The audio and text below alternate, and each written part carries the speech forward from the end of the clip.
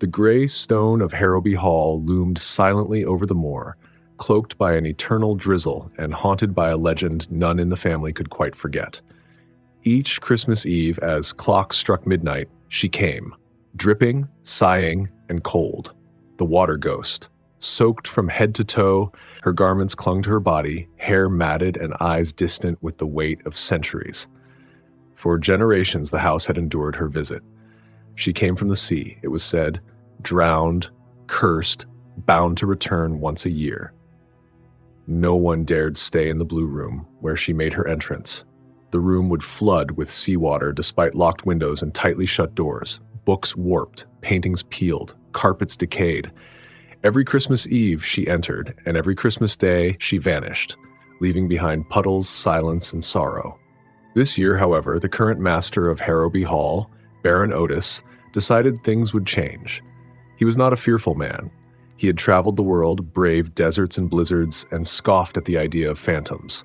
He believed in physics and psychology, not spirits.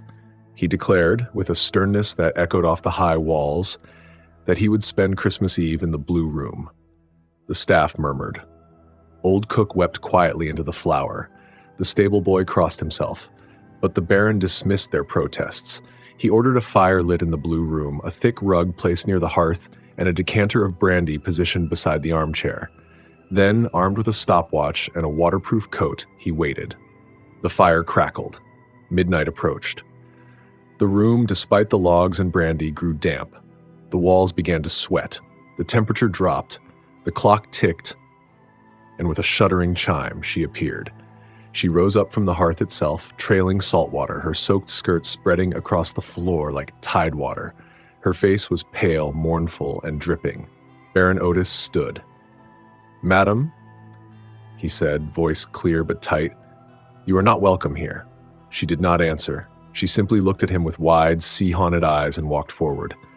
Water pooled where she stepped. The brandy glass shattered. The fire hissed and died. But Otis stood firm. He had prepared. With a sharp tug, he pulled a cord hidden behind the chair. A heavy curtain dropped from the ceiling, lined in rubber, soaked in salt-repelling chemicals. The ghost, now enclosed, stared out at him with surprise. She reached for the fabric, but her fingers passed through it slowly, like a hand through water. Her form was dampening but not dispersing. The Baron watched her struggle. He began to speak. "You come here every year," he said quietly, "to spread your sorrow, to make others carry what you refuse to let go of." She paused. "You haunt this place not because you must," he continued, "but because you can't stop reliving what drowned you."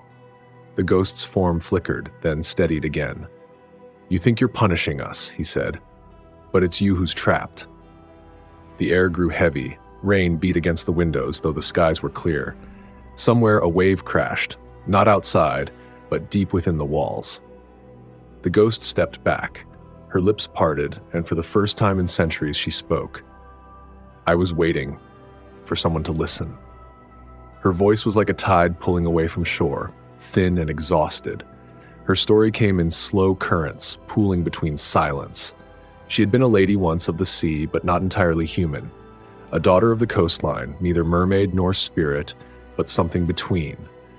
She had loved a man from Harrowby. He had promised her safety, warmth, a hearth to call her own. But on Christmas Eve, he betrayed her, casting her into the sea to hide their union from the world. The ocean took her body, but her grief remained. Baron Otis listened. He sat as she spoke, even as salt water trickled from the ceiling and his socks became soaked. He did not move. He asked her name. She gave it, Marietta, and in that giving, the storm lessened. She said she had come not to punish, but to remember. But the house had changed. No one remembered her. No one ever spoke her name. And so she returned, soaked in memory, unacknowledged, unwept for. Baron Otis stood slowly and opened the curtain. Marietta remained. He knelt, dipped a hand into the pooling water on the floor, and whispered her name again. "Marietta, your sorrow matters, but you don't have to carry it here anymore." She stared at him, the seawater still falling in soft sheets from her dress, but something had changed in her eyes. The salt was no longer brine, it shimmered. She stepped closer. Not menacing now, just tired. "You believe me?" she asked. "I do." Otis said. The storm outside truly began to fade. She reached out, her hand now less translucent. She touched his shoulder, not with a splash, but with a slight, damp chill, and for a moment the room was utterly silent. Not with fear, but with calm, a peace neither of them had known before. And then the light flickered. The temperature rose slightly, the water on the floor stopped spreading. Marietta looked down at herself. Her edges dimmed, the fabric of her gown falling in dry folds now. She blinked as if unsure. Baron Otis stepped back. "You're leaving," he said. "Aren't you?" She looked at him. For the first time, "I can." Then she stepped back toward the fireplace where she had emerged. Her form wavered slightly, like a reflection on a calm sea. As she disappeared, her final words hovered in the air. "Remember me, not the water. Me." And she was gone. But something remained, the scent of salt, a dampness in the stone, a stillness so deep it felt like the hush between tides. Otis stood in the quiet room, soaked to the knees, the fire now gently reignited. The glass decanter was whole again, the carpet dry. And he knew. Something had broken, or maybe been released. He left the blue room, slowly locking the door behind him. Not in fear, but out of respect. And as he turned down the long hallway towards sleep, the house itself seemed lighter, like it, too, had finally exhaled. In the days that followed, Baron Otis avoided speaking of what had happened. Not out of denial, but out of reverence. He knew that Marietta's departure hadn't simply ended a haunting. It had marked the unraveling of something older than any record in the Harrowby library. A grief so deep it had stained the stone. Still, the house noticed. For the first time in years, the walls didn't groan during storms. The floors, always slightly warped from annual soakings, began to dry out, as if the wood itself had released its memories. The staff went about their duties without glancing nervously at the blue room door. Even old Cook, who had refused to cross the west wing after sunset, now hummed near the staircase with flour-dusted calm. And yet, beneath the peace, something stirred. Not malevolent, but unfinished. Baron Otis spent long evenings in the family study, poring over journals, maps, brittle ledgers. He was looking for traces, not of the haunting, but of Marietta herself. Who had she been, truly? What lay beneath her name? In a forgotten drawer, he found a slim diary wrapped in oilskin. Faded ink and shaky script marked the pages. It belonged to Edmund Harrowby, his great-great-grandfather. And there, in looping letters, was the name Marietta of Calthorne Bay. The entries were fragmented but vivid. Edmund had written of a secret love, of long walks beneath moonlight, of promises spoken beneath cliffs at low tide. Marietta had been a woman of the coast, quiet and luminous. They'd planned to leave England, but something had changed. A dispute, a fear, and finally, betrayal. The last entry was brief. "I cast her into the waves." Baron Otis closed the book slowly, a chill crawling along his spine, not from ghostly presence, but from the terrible simplicity of the line. Edmund had committed the act that bound Marietta, and none in the family had ever spoken of it again. The silence had become tradition. The forgetting, a curse. Otis rose from the desk. He knew what he had to do. He went to the coast. Calthorne Bay had eroded with time. The cliffs still stood, but the footpath down to the cove was now nearly swallowed by ivy and rock slides. Otis descended carefully, boots crunching over shale and broken roots. At the base of the cliff was a thin beach, strewn with driftwood and salt-worn stones. The sea was calm, too calm. The sky, heavy with a pale gray mist, blurred the horizon. He stood at the water's edge and whispered her name again, Marietta. And then he saw it. A figure, indistinct, standing further down the shore, half obscured by fog. She did not move, did not call out. But the mist around her swirled gently, as though pulled inward by memory. Otis approached slowly. As he neared, the figure clarified, not a ghost, but a sense. A presence just out of reach. Her dress, still dripping seawater, shimmered with a deep bluish sheen. Her hair flowed like kelp beneath the surface. "Why have you come here?" the sea seemed to ask. "I came to remember," he answered aloud, though no voice had questioned him, and the figure nodded. He knelt in the sand and placed Edmund's diary upon a flat stone. The wind stirred the pages until they stopped on that final line.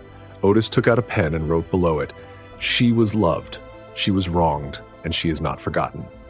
As the ink dried, the sea began to stir. Waves crept higher, not violent, but deliberate. They circled the stone, touched the leather binding of the diary, and withdrew. The air warmed slightly. Otis stood. The figure of Marietta raised a hand, not in farewell, but in blessing. And then she dissolved. Not in sorrow, but in stillness. Back at the hall, the blue room stood empty. No puddles, no scent of brine, no chill in the corners. The room had dried as if scrubbed by sun, but Otis, filled now with something gentler than grief, knew it had not been erased, just quieted. Still, that Christmas, something curious happened. As midnight approached, he found himself unable to sleep. The air felt dense again, not like before, not haunted, but watchful. He lit a candle and walked to the blue room. The door creaked open with ease. The fireplace was bare, the window open just a crack, no wet footprints, no ghost. But on the windowsill, set gently beside the frost-lined glass, was a single white shell. Perfect, uncracked, still glistening with salt. Otis touched it. It was warm. She wasn't returning, but she had left a piece of herself, not to haunt, not to demand, but to remind.